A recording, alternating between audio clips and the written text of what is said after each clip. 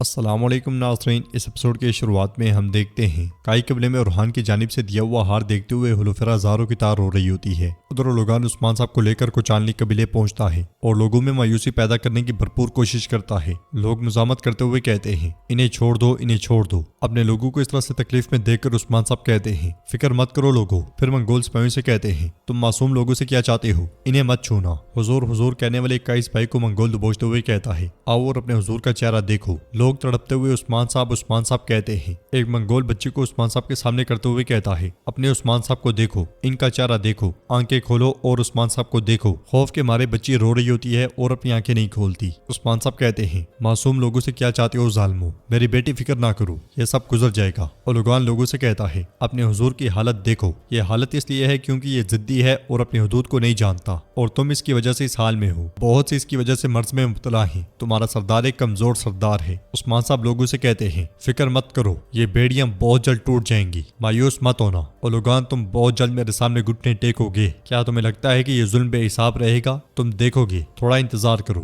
یہاں سے بھی کئی پرچم اتار دیے جاتے ہیں۔ یہ دیکھ کر عثمان صاحب کہتے ہیں پرچم کو مت چھونا، مگر منگول نہیں رکتے اور پرچم زمین پہ پھینک دیتے ہیں۔ ایک شخص ایک دم سے پرچم اٹھا کر اسے چومتا ہے۔ یہ دیکھ کر عثمان صاحب کہتے ہیں اے لوگو، اللہ کے حکم سے یہ دن بھی گزر جائیں گے، اللہ سے بڑا کوئی نہیں، اللہ اکبر۔ یہ سن کر پورے قبیلے کے لوگ اللہ اکبر کے نعرے بلند کرتے ہیں۔ کائی قبیلے میں بالا خاتون تخت کے پاس آتی ہیں اور اسے دیکھتے ہوئے زاروں کی تار رونے لگ جاتی ہیں، پھر اس کے سارے بیٹھ جاتی ہیں۔ جنگل سے لوگان عثمان صاحب کو لے کر آگے بڑھ رہا ہوتا ہے تو عثمان صاحب کہتے ہیں رکو رکو رکو۔ قافلہ رکتا ہے تو عثمان صاحب کہتے ہیں مجھے وضو کرنا ہے، نماز کا وقت ہے۔ اور لوگان کے اشارے پر سپاہی عثمان صاحب کو کھول دیتے ہیں۔ عثمان صاحب بمشکل نیچے اترتے ہیں اور لڑکھڑاتے ہوئے قدموں سے آگے بڑھتے ہیں۔ اور لوگان کہتا ہے اگر تم چاہو تو ہم تمہیں قالین بھی فراہم کر سکتے ہیں، پریشان نہ ہو۔ ہم جب سوغوت پہنچیں گے تو تم سب کے سامنے میرے آگے جھکو گے۔ تمہاری زندگی اور تمہاری موت میرے ہاتھ میں ہے عثمان، میں غالب ہوں۔ جواباً عثمان صاحب کہتے ہیں اللہ کے سوا کوئی غالب نہیں، میں اللہ کے سوا کسی کے سامنے گھٹنے نہیں ٹیکتا۔ یہ کہتے ساتھ ہی عثمان صاحب آگے بڑھتے ہیں اور نماز ادا کرنے لگ جاتے ہیں۔ اور لوگان کی نظریں مسلسل ان پہ ٹکی ہوتی ہیں۔ ادھر ہم دیکھتے ہیں کہ بیگم رسیاں کاٹنے کی کوشش کر رہی ہوتی ہے کہ اس میں البائی وہاں داخل ہوتا ہے اور یہ منظر دیکھ کر کہتا ہے مجھے لگا کہ تم پرسکون ہو گئی ہوگی، لیکن یہ ناممکن لگتا ہے۔ پھر اس کے پاس بیٹھتے ہوئے کہتا ہے میں اب تمہارا منہ کھولوں گا لیکن تم چیخو گی نہیں، کچھ ہے جس کے بارے میں بات کرنا چاہتا ہوں۔ بیگم غصے سے کہتی ہے تم کیا بات کرنا چاہتے ہو؟ کیا تمہیں لگتا ہے کہ تم نے جو کیا اس سے بچ جاؤ گے؟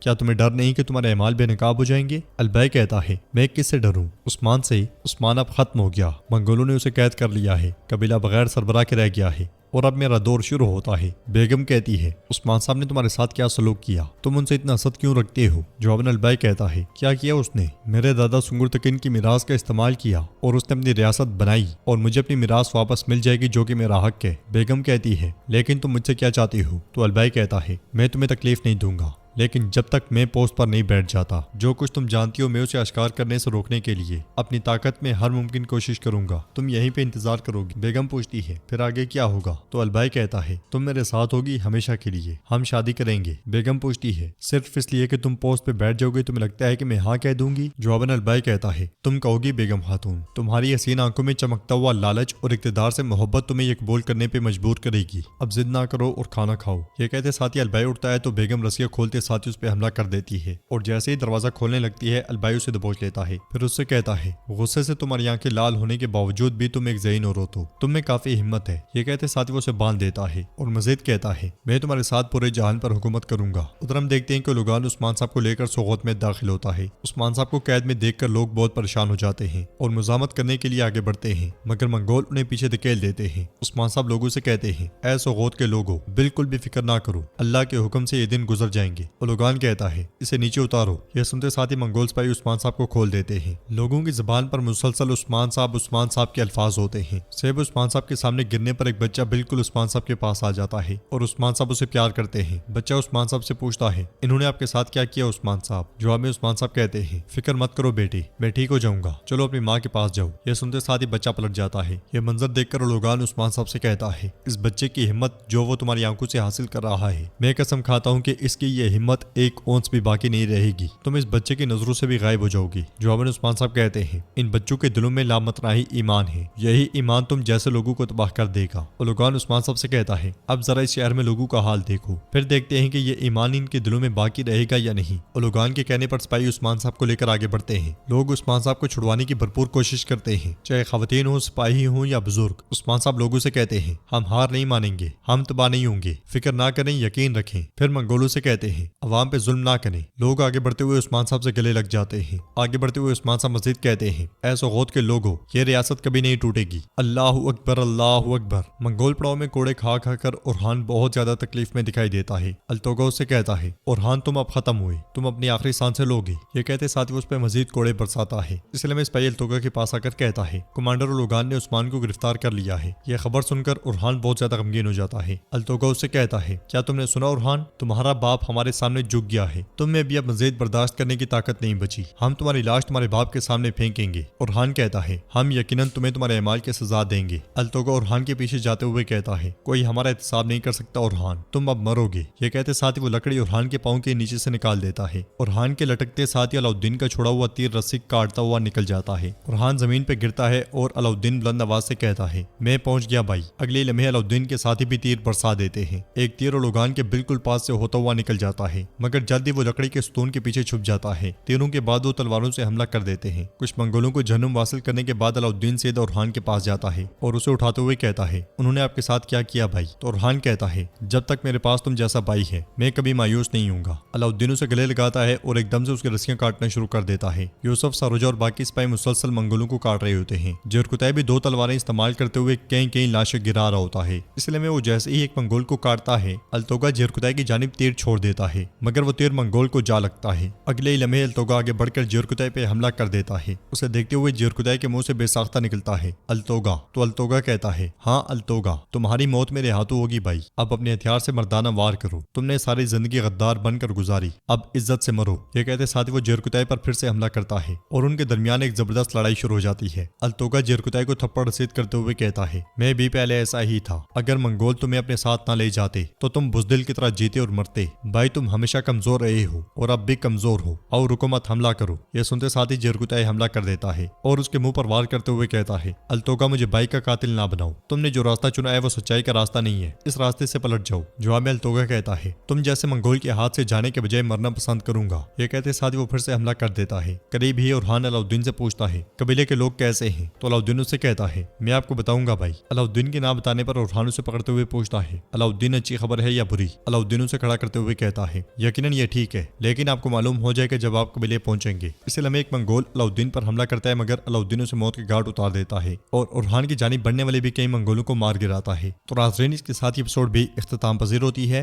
अगर आपको वीडियो पसंद आए तो वीडियो को लाइक कर दें, चैनल को सब्सक्राइब नहीं किया हुआ तो सब्सक्राइब करने के साथ साथ घंटी वाले आइकन को दबाना मत भूलें। इंशाल्लाह मिलते हैं नेक्स्ट वीडियो में, तब तक के लिए रखें अपना और अपनों का बहुत ज्यादा ख्याल। अल्लाह ने के बान।